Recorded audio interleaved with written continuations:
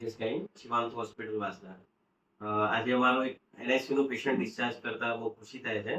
બીવીએફ આરતીબેન કોકણી. અમારી પાસે બચ્ચું રાત્રે 12:30 વાગે જેવું આવેલું અને અતિશય રડતું હતું, તાવની કમ્પ્લેન હતી, બાળક પીળું પડી ગયેલું, એને કમળાની અસર હતી.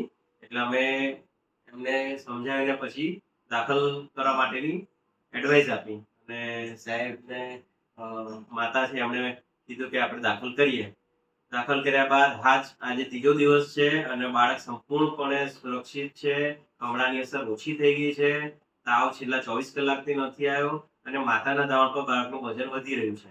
અમારા હોસ્પિટલની સારવાર પેરેન્ટ્સથી જ જાણી કે એમને કેવી લાગી. નમસ્કાર સૌને. અમે 22 તારીખે મારું એવી ઘણું રડતું હતું એટલે પછી સાંજે આવ્યા લગભગ 12:30.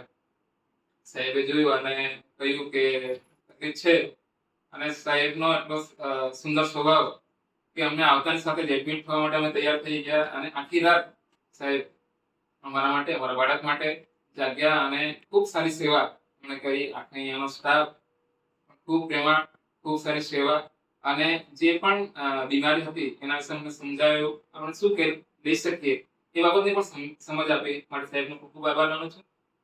બધા સ્ટાફનો ખૂબ ખૂબ આભાર માનું છું અને સાહેબનો પણ ખૂબ આભાર. Thank you.